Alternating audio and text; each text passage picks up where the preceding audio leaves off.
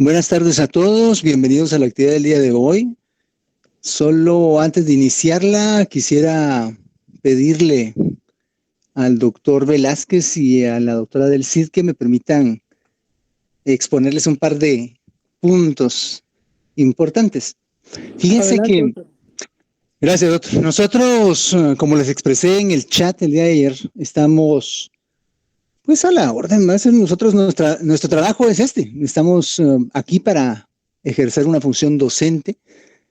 Obviamente nuestra labor no se queda solo en lo docente, sino también tenemos labores asistenciales y de gestión y de tipo investigativo. O sea, hay que cumplir muchas funciones. Ustedes, conforme vayan creciendo o evolucionando en su carrera profesional, se van a ir dando cuenta de esto.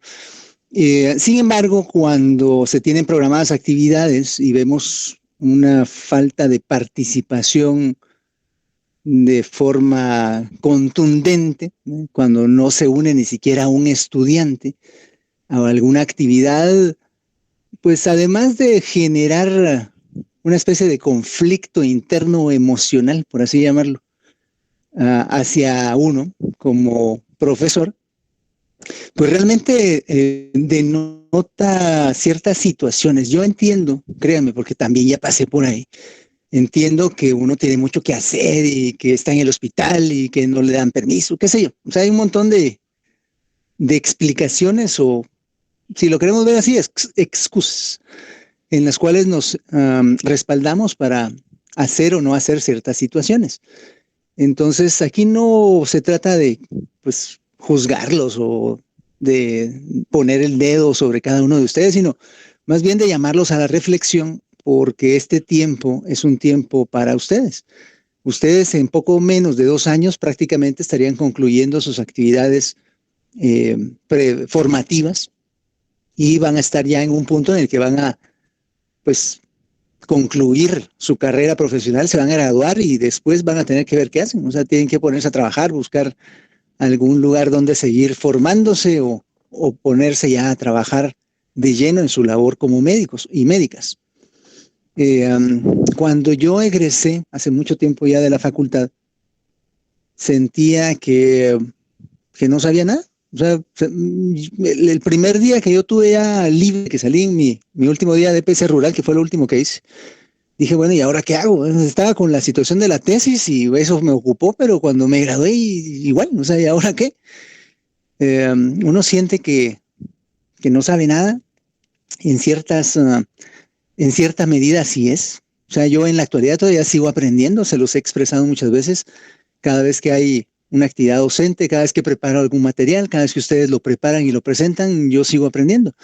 Aprendo de ustedes, aprendo de los colegas profesores, aprendo de otros profesionales que me consultan, porque me obligan de alguna forma a estudiar y a estar actualizado en los conocimientos. Y lo que he aprendido a través de los años es que todo cambia. Lo que están aprendiendo ustedes ahorita no va a ser exactamente igual dentro de 20 años, cuando a ustedes les toque estar en las posiciones de direcciones, en las posiciones gerenciales, en las posiciones de autoridad, en donde se estén desenvolviendo. Entonces, mi consejo principal es que traten o procuren de aprovechar este tiempo, estos momentos que tienen para aprender.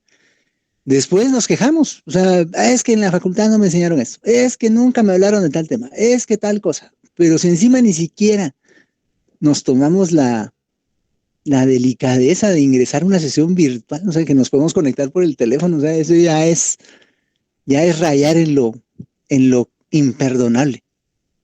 Y no solo es cuestión de ustedes. Hoy estábamos platicando en la asamblea de docentes y resulta que pues la mayor parte de la facultad sí está, no están ingresando a las sesiones. Claro que estamos en esta situación de la protesta por las autoridades, la adicción de las autoridades, y yo lo entiendo, pero los más afectados acá son ustedes y al final de cuentas sus pacientes, porque después de un par de años más, cuando a ustedes les toque ya tomar decisiones y no tengan a quién preguntarle, sino tengan que ver qué hacen, pues ahí se las van a ver a cuadritos. Y de repente, pues porque los pacientes me cuentan, mira doctora, es que esa doctora no me gustó porque todo lo que me decía lo estaba buscando en el celular a la hora de verlo y estaba copiando del internet ahí lo que me iba a dejar. O sea, eso no está bien, o sea, no tiene que ser así. procuremos aprovechar las experiencias formativas. Fíjense que yo elaboré y se los compartí un formulario de Google que no es un examen, o sea, es una herramienta nada más para que puedan repasar algunos conceptos básicos. Y a la fecha, a pesar de que se los pedí varias veces en el chat y les informé que estaba ahí disponible, les pedí que lo llenaran y todo, únicamente 3 personas han respondido a ese formulario. Entonces, ¿eso qué denota? O sea, yo sé que urgente o de al momento, en el primer minuto, tal vez no van a poderlo hacer todos, pero ustedes son más de 20 personas y esto tiene más de 24 horas de que lo compartí. Y solo 3 personas lo han respondido. O sea, al final no era solo para mi grupo y así lo expresé, es para todo el grupo. Entonces las herramientas están ahí, solo es que ustedes las quieran aprovechar. Y pues lo que me hace pensar también es que hay, digamos, tal vez no solo falta de motivación, sino que no tenemos claro nuestros objetivos y metas a corto, mediano y largo plazo. O sea, no hay una meta precisa y nos estamos tal vez ahogando en un vaso de agua, no sé cómo decirlo. De nuevo, los invito a reflexionar, pónganse las pilas, por favor, estudien, envíen sus presentaciones con tiempo. El tiempo que les pedimos son 48 horas. ¿Por qué? Porque nosotros nos vamos a tomar el tiempo para revisar lo que nos envíen, el material que nos comparten, y si hay que agregar algo, si hay que corregir, si hay que algo, se los vamos a responder de esa forma y les va a dar tiempo de presentarlo de manera correcta. Porque aquí no se deben hacer las cosas solo por salir del paso. Ya como va evolucionando la situación, o sea, esto que estamos haciendo es la forma en la que vamos a seguir practicando la educación médica de aquí en adelante. Claro que sí, que vamos a los congresos, quiero estar presencial y todo, eso ya se está dando, pero hay personas que por distancia, por limitaciones físicas, económicas, por lo que fuera, o limitaciones de tiempo, no pueden trasladarse a un lugar, a un congreso. Hay congresos que son internacionales, hay lugares a donde uno no puede asistir por falta de recursos, pero que tiene la ventaja de que le comparten una invitación y uno se puede unir y seguir aprendiendo, seguirse formando. Entonces, mi llamado es a eso, doctores y doctoras, por favor, reflexionen, enfóquense, busquen la motivación dentro de ustedes, porque no va a salir de lo que yo les diga, es más, de todo lo que yo les estoy diciendo ahorita, tal vez a algunos sí les llama la conciencia, a otros no. La motivación tiene que ser interna y de esa forma va a ser más duradera y más eficaz para lograr que ustedes sigan evolucionando en su carrera formativa. Uno nunca deja de aprender y uno nunca deja de ser médico, aunque se retire de la práctica, uno sigue siendo médico siempre. Habiendo dicho esto, de nuevo, pues les agradezco al doctor Velázquez por el espacio. Doctora Saray del Cid, por favor, inicie con la presentación. Gracias. Gracias, doctor, pues por llamarnos a la reflexión. Efectivamente tiene toda la experiencia, el derecho y la libertad de hacerlo y tiene toda la verdad en su recomendación y en su frase. Incluso nosotros cuando estamos en proceso formativo ya de residencia o como dice usted, congresos y esto, nos interesa conectarnos, nos interesa participar porque nos interesa aprender. Nosotros que de alguna manera pues ya estamos formados, cuanto más debiesen ser ustedes que ni siquiera tienen la base de su formación y que el día de mañana, como les dije en algún momento, la página que no leyeron, el párrafo que no vieron es lo que va a hacer la diferencia entre el conocimiento que ustedes puedan tener y el conocimiento que tenga alguien más.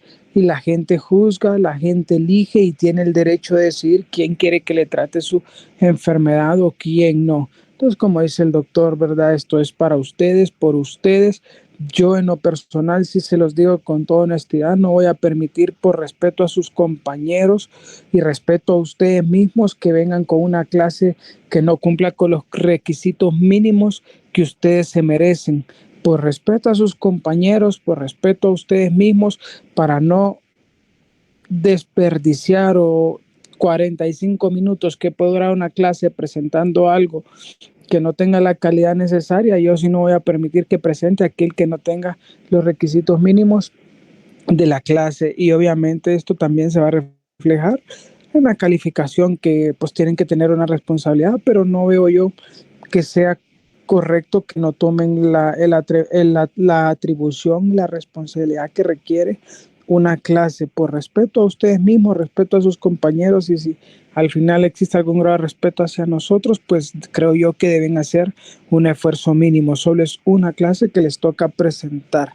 Bueno, Byron y Saraí prepararon este tema el día de hoy para compartir con ustedes.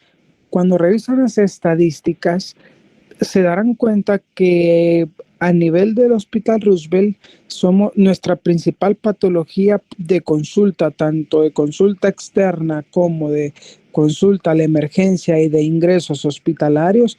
A día de hoy sigue siendo la enfermedad renal crónica, y en algunos datos compite con la enfermedad hepática crónica y sangrado gastrointestinal.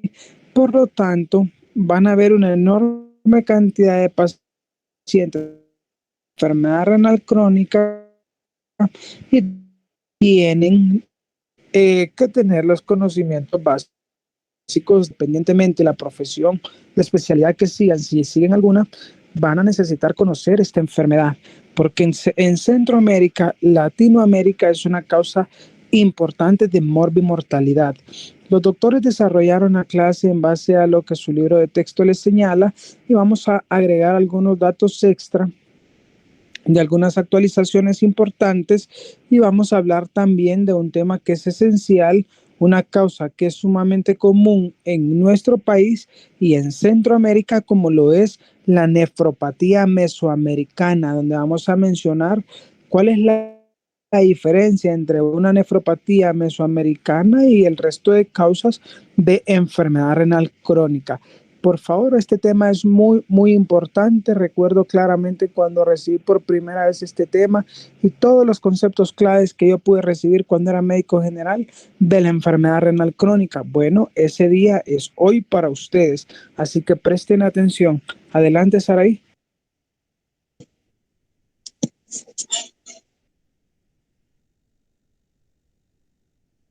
Bueno, buenas tardes a todos.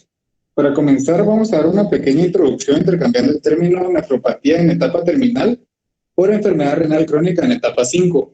Esta etapa incluye una acumulación de toxinas, líquido y electrolitos que los riñones excretarían en condiciones normales, pues lo cual no sucede. Y esto llevaría a la muerte si no se da tratamiento de sustitución renal con diálisis o trasplante.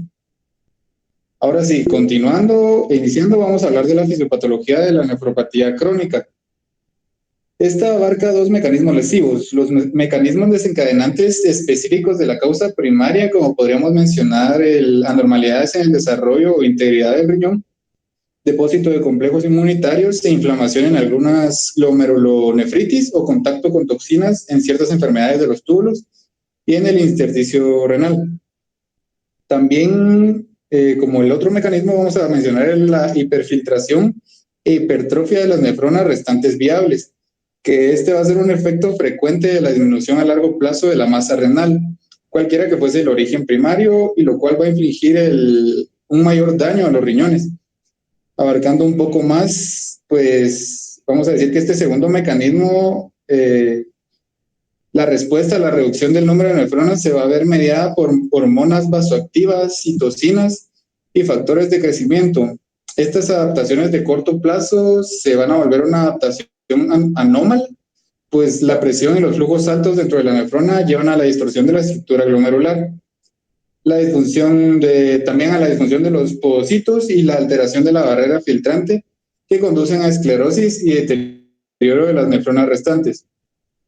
La mayor actividad intrarrenal del eje renina-angiotensina parece que contribuye a la hiperfiltración inicial adaptativa y luego a la hipertrofia y esclerosis inadaptativas. Además de esta fisiopatología, debemos identificar los factores de riesgo que pueden agravar o exponer a una persona a padecer nefropatía crónica. De estos factores de riesgo podemos mencionar los siguientes: producto pequeño para el peso natal, obesidad en la infancia, hipertensión, diabetes mellitus, enfermedades autoinmunitarias, senectud, ascendencia africana, antecedente familiar de nefropatías, episodio previo de lesión aguda renal, proteinuria, sedimento urinario anormal, y trastornos estructurales de vías urinarias. Ahora, pasando a un nivel clínico, debemos estadificar la nefropatía crónica, para lo cual es necesario calcular la filtración glomerular y no la concentración sérica de creatinina. Es importante que mencionemos la disminución anual normal del filtrado glomerular, que va desde el filtrado glomerular máximo en el tercer decenio de vida, que son aproximadamente 120 mililitros por minuto por 1.73 metros cuadrados, hasta 70 mililitros por minuto por 1.73 metros cuadrados a los 70 años de vida, teniendo una media en el descenso anual de aproximadamente 1 mililitro por minuto por año por 1.73 metros cuadrados, lo cual pues variaría de persona a persona. Y como un dato adicional, que pues hay que mencionar que la filtración media es menor en mujeres que en varones. Ahora, continuando con la estadificación, la cuantificación de la albuminuria también permite valorar la lesión de las nefronas y la respuesta al tratamiento en muchas formas de nefropatía crónica. Un índice de albúmina creatinina mayor a 17 en hombres y mayor a 25 en mujeres sirve de marcador de detección temprana de nefropatía primaria y de enfermedad microvascular sistémica. Continuando, las fases 1 y 2 de la nefropatía crónica son asintomáticas, por lo que su identificación es consecuencia de estudios de laboratorio en un entorno clínico y no porque se sospeche una nefropatía. En cambio, en las fases 3 y 4, las complicaciones clínicas y de laboratorio van a ser más marcadas. En estas hay afectación de casi todos los órganos y sistemas, pero las complicaciones más evidentes son la anemia y fatiga fácil, anorexia con desnutrición progresiva, anomalías en el calcio, fósforo y hormonas que regulan minerales, también anomalías en la homeostasis del sodio, potasio, agua y equilibrio ácido-básico. Con estos pacientes es importante mencionar el cuidado que hay que tener con respecto al posible contacto con nefrotoxinas o intervenciones que representen riesgo de lesión renal aguda, además de que también hay que ajustar las dosis de los medicamentos. Por último, decir que en la etapa 5 de la enfermedad se acumulan toxinas y la persona altera de forma notable sus actividades de la vida diaria. También se ve afectado obviamente el bienestar, el estado nutricional, la homeostasia de agua y electrolitos, lo que al final va a desencadenar un síndrome urémico, que vamos a hablar de él también un poco más adelante. Ahora, hablando de la etiología y epidemiología de esta enfermedad, pues en Estados Unidos 6% de la población adulta se encuentra en etapas 1 y 2 de la nefropatía crónica. 4.5% de la población adulta se encuentra en etapa 3 y 4. Y 90% de los casos de nefropatía crónica son causados por glomerulopatía diabética, glomerulonefritis, nefropatía crónica relacionada con hipertensión, enfermedad de riñón poliquística autosómica dominante y otras nefropatías quísticas y tubulointersticiales. Ahora sí, pasando con el tema asociado, que sería la uremia. En el síndrome urémico interviene un gran número de toxinas que se acumulan al disminuir la filtración glomerular e incluyen productos del metabolismo hidrosolubles, hidrófobos ligados a proteína, con cargas eléctricas o no volátiles, nitrogenados sin carga. Y también es importante tomar en cuenta los valores de urea y creatinina séricos, porque nos dan una idea de cómo está la capacidad excretora, pero estos son marcadores indirectos y no nos da como tal el diagnóstico de un estado urémico. Además, el síndrome urémico involucra deficiencias en funciones metabólicas y endocrinas que realizan los riñones. Y los efectos de estas van a ser anemia, desnutrición y anormalidades metabólicas de carbohidratos, grasas y proteínas. También hay que mencionar que con la insuficiencia renal cambian las concentraciones plasmáticas de algunas hormonas como la PTH, la FGF23, insulina, glucagón, hormonas esteroideas, incluidas vitamina D y hormonas sexuales y prolactina, como consecuencia de retención en la orina, menor degradación o regulación anormal. La fisiopatología del síndrome urémico, pues lo podemos dividir en manifestaciones en 3 esferas de disfunción, según lo que dice Harrison. Las que son consecuencia de la acumulación de toxinas excretadas por los riñones incluyen productos del metabolismo de proteínas. También las que son efecto de la desaparición de otras funciones renales como la homeostasia de líquidos y electrolitos y la regulación hormonal. Y la inflamación sistémica progresiva y sus consecuencias vasculares y nutricionales. Ahora vamos con las manifestaciones clínicas y de laboratorio de la nefropatía crónica y la uremia. Tenemos los trastornos de líquidos, electrolitos y ácidos básicos. La homeostasia de sodio y agua. En algunas nefropatías, la cantidad de ingesta de sodio supera la excretada en la orina, lo que va a producir una retención de sodio. Esto va a llevar a un aumento del volumen de líquido extracelular y esto puede contribuir a la hipertensión, dañando aún más las nefronas. En personas con nefropatía crónica casi nunca se ve hiponatremia, pero si apareciese esta, mejora con la restricción hídrica. Mencionar también que los diuréticos tiacídicos tienen poca utilidad en estadios del 3 al 5 y por último tomar en cuenta pérdidas extrarrenales como pérdida de líquidos por vía gastrointestinal y por exceso de diuréticos, pues esto puede llevar a un estado de perfusión insuficiente o un estado perrenal que lleva a la insuficiencia renal crónica agudizada. Ahora vamos con la homeostasia de potasio. La disminución de la filtración glomerular no se acompaña siempre de una reducción correspondiente a la excreción urinaria de potasio, la cual tiene una mediación predominante de la secreción dependiente de aldosterona en la nefrona distal. Otro tipo de protección que utiliza el cuerpo ante una retención de potasio es la excreción de este por el tubo digestivo. A pesar de todo esto, existen diversas causas de hiperpotasemia como mayor ingesta de potasio en los alimentos, hemólisis, hemorragia, transfusión de eritrocitos almacenados, acidosis metabólica y algunos fármacos como inhibidores del RAS, espironolactona, entre otros. Algunas causas de nefropatía crónica se asocian con los mecanismos de secreción de potasio en la nefrona distal. Fuera de proporción con el deterioro de la filtración glomerular, algunas de ellas están relacionadas con el hiperaldosteronismo hiporreninémico, como diabetes y nefropatías que afectan sobre todo a la nefrona distal, como la uropatía obstructiva y la nefropatía drepanocítica. También mencionar la acidosis metabólica. Esta es una alteración frecuente en nefropatía crónica avanzada. La mayoría de enfermos acidifican la orina, pero produce menos amoníaco, por lo que no excreta la cantidad normal de protones. En hiperpotasemia disminuye aún más el amoníaco.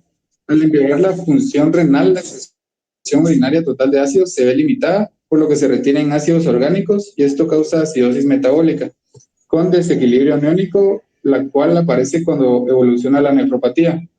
En muchos casos, la acidosis metabólica es leve, con un pH que rara vez desciende de 7.32 y se logra corregir con complementos orales de bicarbonato de sodio.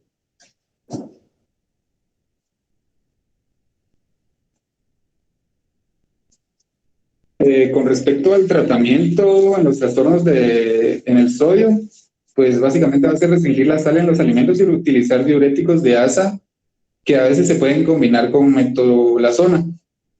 Puede ser necesario para conservar la eubolemia. Y también la restricción hídrica se indica solo si surge una hiponatremia. Con respecto a la hiperpotasemia, pues esta va a responder por lo general a la restricción dietética del potasio. También uso de diuréticos caliuréticos y la interrupción de complementos de potasio.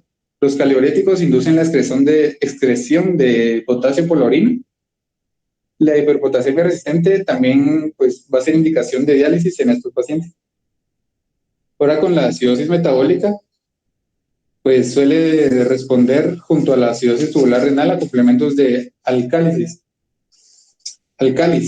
típicamente con bicarbonato de sódico, y esto indicado si el bicarbonato disminuye de 20 a 23 milimoles por litro.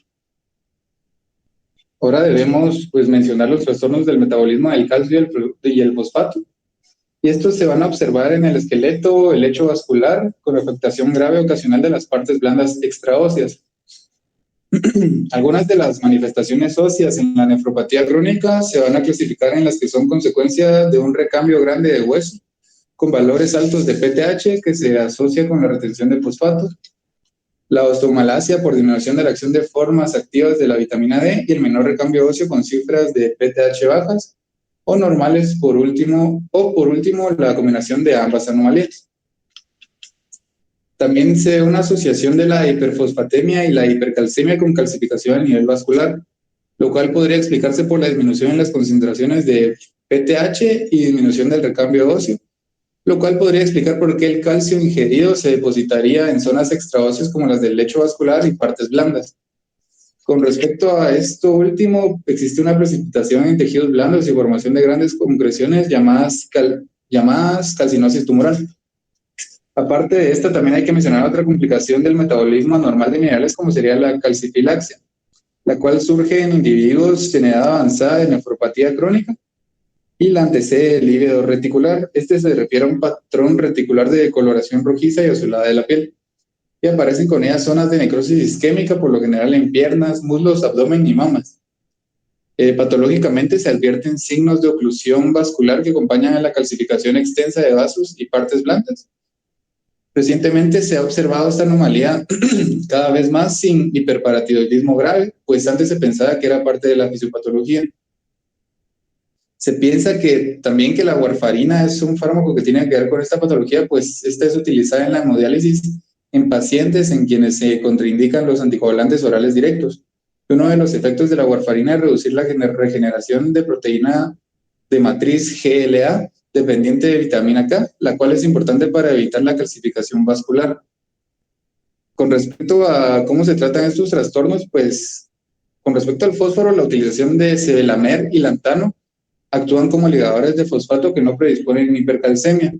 También es importante guiar al paciente sobre el consumo de una dieta baja en fósforo. Con respecto al calcio, actualmente contamos con sustancias calcimiméticas que mejoran la sensibilidad de la célula paratiroidea al efecto supresor del calcio. Sinacalcet es uno de estos fármacos, el cual origina una disminución dependiente de dosis de la concentración de PTG y calcio en el plasma en algunos pacientes.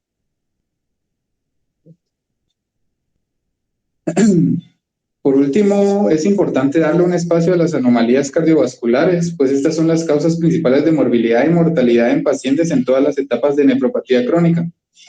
Hay que mencionar la enfermedad vascular isquémica, que se va asociada a nefropatía crónica cuando vemos anemia, hiperfosfatemia, hiperparatiroidismo, factor de crecimiento fibroblástico 23, que es el FGF23. Cuando está elevado, también la apnea del sueño, inflamación generalizada, y la hemodiálisis con los episodios de hipotensión e hipovolemia acompañantes pueden agravar la isquemia coronaria y ocasionar disfunción repetida del miocardio. También en estos pacientes podríamos ver insuficiencia cardíaca, hipertensión e hipertrofia ventricular izquierda.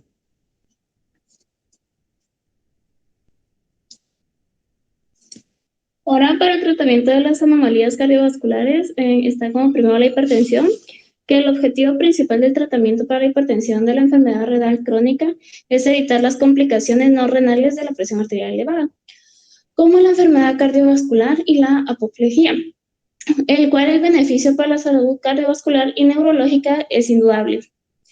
En enfermos con enfermedad renal crónica y diabetes o proteinuria mayor a 1 gramo de 24 horas, debe reducirse la presión arterial a 130/80 y pues si puede lograrse sin que sufran efectos adversos.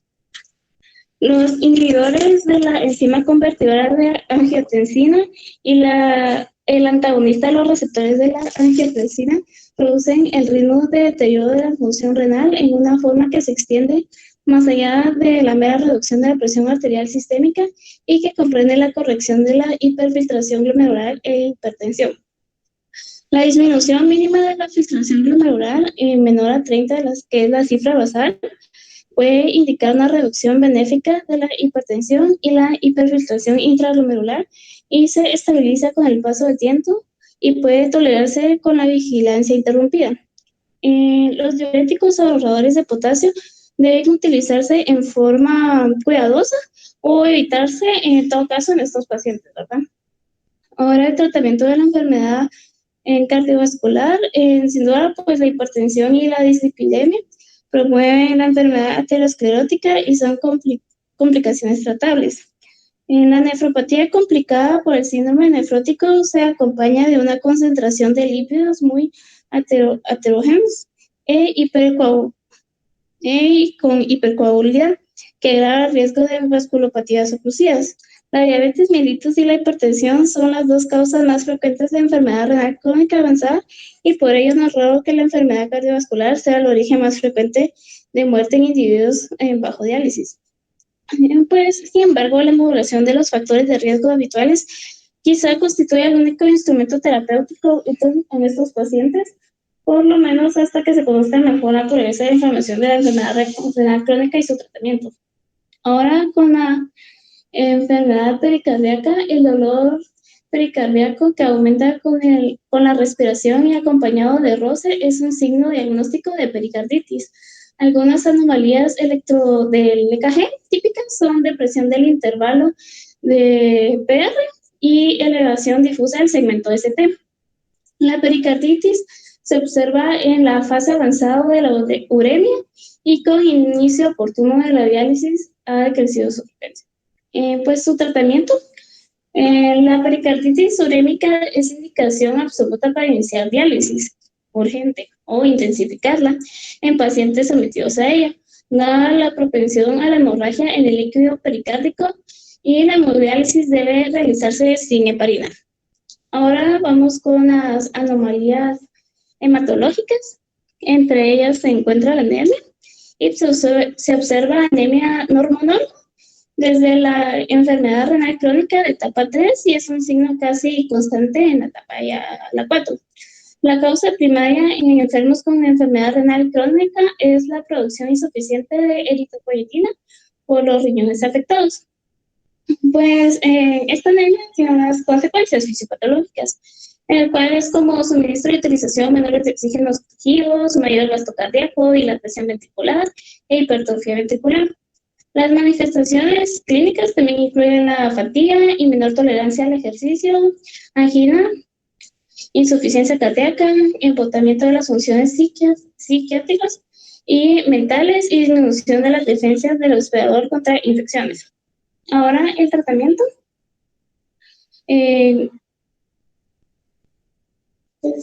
Uno de los procesos más definitivos en la atención de las nefropatías de la introducción de la diálisis y el trasplante renal.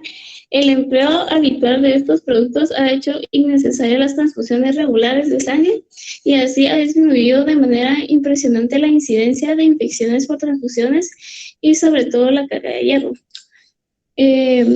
También es importante la administración de hierro, que también deben quitarse los complementos de hierro orales, y si hay intolerancia gastrointestinal, el paciente debe someterse a la administración intravenosa de hierro. Y también tenemos entre estas anomalías hematológicas la hemostasia normal. Los individuos en las etapas ulteriores de enfermedad renal crónica pueden tener tiempo de sangría prolongado, menor actividad del factor plaquetario número 3, anomalías de la lesión y adherencia plaquetarias, y menor consumo de protombina. Algunas manifestaciones clínicas son una mayor tendencia a la aparición de hemorragias, equimosis, pérdida considerable de sangre e incisiones quirúrgicas, menorragia, hemorragia espontánea de parte del aparato digestivo. Pues su tratamiento puede corregirse en forma temporal con desmopresina, crioprecipitado, estrógenos conjugados aplicados por vía intravenosa, transfusiones sanguíneas y aplicación de eritropoyetina. La diálisis también corrige a menudo la prolongación del tiempo de sangría. Ahora pasamos con las anomalías neuromusculares. Las anomalías del sistema nervioso central y periférico y pues de la neuropatía autonómica, así como otras en la estructura y la función musculares, son complicaciones bien identificadas. Las manifestaciones clínicas sutiles de la enfermedad neuromuscular de origen urémico se evidencian por lo general desde la etapa 3. Los signos tempranos de las complicaciones en el sistema nervioso central incluyen alteraciones leves de la memoria, de la concentración y del sueño. En etapas ulteriores se observa irritabilidad neuromuscular, incluidos hipo, calambres y fasciculaciones o contracciones musculares. Ya en la fase avanzada y no tratada aparece asterexis, mioclono, convulsiones y coma. En clínica, la neuropatía nerviosa periférica se manifiesta casi siempre después de alcanzar la etapa 4. Al inicio hay mayor afectación de los nervios sensitivos que de los motores y las extremidades inferiores. Muchas de las complicaciones se resuelven con diálisis, aunque a veces persisten las alteraciones inespecíficas sutiles. Ahora vamos con las anomalías nutricionales y digestivas. Entre ellas, uno que es interesante es el hedor urémico, que es un olor a orina, pero esto es lo que tiene especial, que es en el aliento. Proviene de la degradación de la urea en amoníaco en la saliva y a menudo se acompaña de una sensación metálica desagradable. En individuos urémicos pueden surgir complicaciones como gastritis, enfermedad péptica y ulceraciones de la mucosa, y lleva en ocasiones al dolor abdominal, náuseas, vómitos y hemorragias de tubo digestivo. El sujeto presenta también estreñimiento fácil, que puede empeorar con la administración de complementos de calcio y hierro, y la retención de las toxinas urémicas también puede ocasionar anorexia, náusea y vómito.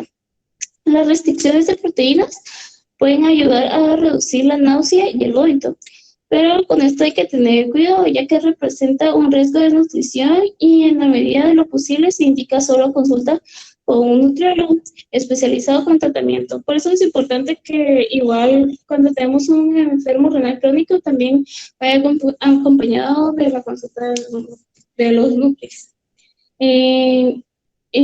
Con los trastornos endocrinos metabólicos. En la nefropatía crónica se altera el metabolismo de la glucosa. El riñón contribuye a la eliminación de la insulina desde la circulación y por eso las concentraciones plasmáticas de esta hormona muestran un incremento leve o moderado en muchos enfermos urémicos en estado de ayuno y el postprandial. Y ahora pasamos a la anomalía de la piel, en el cual aquí vamos a encontrar como el más frecuente el prurito.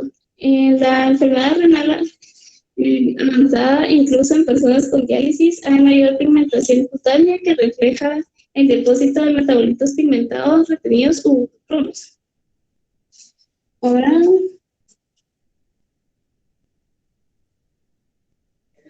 pasamos a su valoración inicial, en que entre ella empezamos con la anamnesis y exploración física. El paciente no muestra casi nunca síntomas ni signos manifestados de nefropatía hasta que aparece la insuficiencia renal. El diagnóstico causa sorpresa al enfermo, pues porque como no presenta síntomas antes. Algunos aspectos de la anamnesis propios es el antecedente de hipertensión, diabetes mellitus y anomalías de los análisis de orina. Deben identificarse antecedentes de consumo de fármacos o drogas. Los medicamentos a considerar son antiinflamatorios, no esteroideos, inhibidores de la ciclooxigenasa 2, antibióticos, quimioterapéuticos, antirretrovirales, inhibidores de la bomba de protón y laxante que contienen fosfato y litio. Al valorar el síndrome urémico debe interrogarse sobre el apetito, pérdida de peso, náusea, hipo, edema periférico, calambres musculares, prurito y piernas inquietas. También se reconocen antecedentes familiares de nefropatía y además de valorar las manifestaciones de otros órganos y aparatos. Ya con la exploración física debe centrarse en la presión arterial y el daño con hipertensión en órganos terminales. Por esta razón se realizan estudios de fondo de ojo y exploración del área precordial. El estudio de fondo de ojo es importante en el diabético y deben identificarse signos de retinopatía que suelen acompañar a la nefropatía. Otras manifestaciones de enfermedad renal crónica en la exploración física comprenden edema, polineuropatía sensitiva, el hallazgo de asterexis o un roce pericárdico no atribuible a otras causas indica muchas veces síndrome urémico. Entre otros, tenemos los estudios de laboratorio, que en esto es necesario que recordar que en presencia de glomerulonefritis deben valorarse enfermedades autoinmunitarias como lupus e infección subyacente como hepatitis B, C e infección por VIH. Por eso es importante que hagamos las pruebas infecciosas. También hay que medir las concentraciones séricas de calcio, fósforo, vitamina D y PTH para identificar alguna osteopatía metabólica. También se mide la concentración de hemoglobina, hierro, vitamina B12 y ácido fólico. El estudio de la orina de 24 horas puede ser sutil porque la excreción de proteínas mayores a 300 miligramos es indicación para administrar inhibidores de la enzima convertidora de angiotensina o antagonistas de los receptores de angiotensina.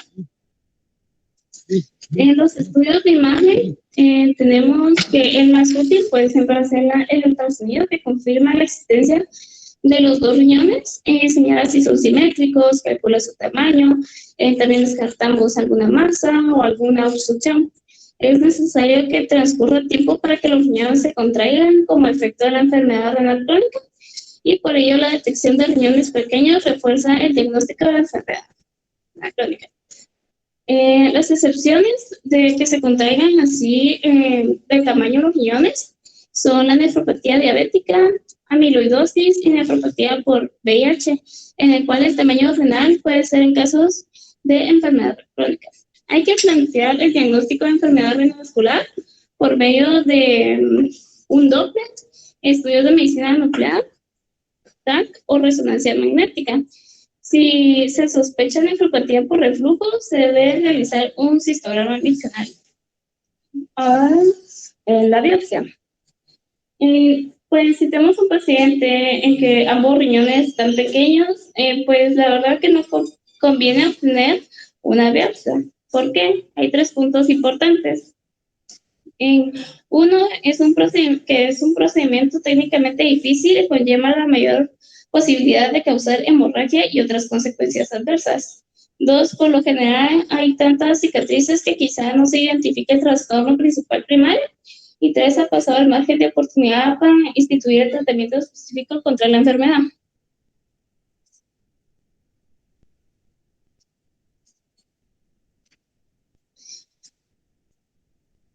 El individuo con enfermedad renal crónica y la necesidad de obtener una biopsia son en los casos que se sospecha un proceso activo concomitante o superpuesto, como la nefritis intersticial o la pérdida acelerada de la filtración glomerular. Ahora pasamos a lo que es el diagnóstico y etiología de la enfermedad crónica. La medida diagnóstica inicial más importante es distinguir una enfermedad renal crónica nueva de la insuficiencia renal crónica aguda o subaguda.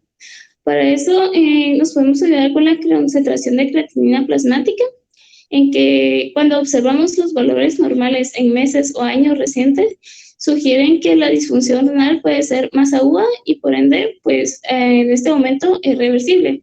En cambio, la mayor concentración de creatinina plasmática en el pasado, así con más tiempo, ya tenemos que empezar con una nefropatía, que es la enfermedad renal crónica, ¿verdad? En sí, los datos de la anamnesis sugieren manifestaciones sistémicas múltiples de inicio reciente como fiebre, poliartritis y erupciones. Se debe empezar en la insuficiencia renal, que es parte de una enfermedad sistémica aguda. Una persona con antecedente de diabetes mellitus tipo 1, ya aproximadamente que lo tenga 15 a 20 años, con retinopatía, proteinuria, límites nefróticos y sin hematuria, es muy factible el diagnóstico de nefropatía diabética. Ahora pasamos a un tratamiento de nefropatía crónica. Pues la verdad es que en estos hay que enfocarnos más que todo en la disminución de la progresión de la enfermedad, en que estos tenemos la reducción de la hipertensión intraglomerular y proteinuria. La presión de la filtración intraglomerular se eleva y se desarrolla hipertrofia glomerular como respuesta al número reducido de nefronas por diferentes nefropatías. Esta respuesta es una desadaptación, puesto que promueve el deterioro constante de la función renal pese al tratamiento de la evolución del problema inicial. Diversos estudios comparativos han indicado que los inhibidores de la enzima convertidora de angiotensina y los antagonistas de los receptores de angiotensina son eficaces para identificar la insuficiencia renal en pacientes en etapas avanzadas, en diabéticos, no diabéticos y en gran medida gracias a sus efectos de la venodilatación eferente y la disminución ulterior de la hipertensión glomerular. Ahora pasamos al tratamiento de otras complicaciones, que es el ajuste en la dosis de los fármacos. Si bien la dosis inicial de muchos fármacos no se altera por la crónica, porque no se utiliza la alimentación de ellos. Alrededor del 70% de la expresión es extrarrenal, como la que efectúa en el hígado, quizá no se necesite efectuar esa dosis. También tenemos como último, ya cuando pensamos en un trasplante renal, que es la preparación para el trasplante, el comienzo de la diálisis como método de mantenimiento, y el trasplante renal se ha comprobado que ha prolongado la vida de cientos de miles de pacientes con enfermedad renal crónica. Algunas indicaciones que damos para hacer este trasplante en individuos con enfermedad crónica son pericarditis, encefalopatía, calambres musculares de difícil control, anorexia y náuseas no atribuibles a causas reversibles como enfermedad ulcerosa péptica, signos de nutrición y anormalidades hidroelectrolíticas en particular, hiperpotasemia o sobrecarga, que son resistentes.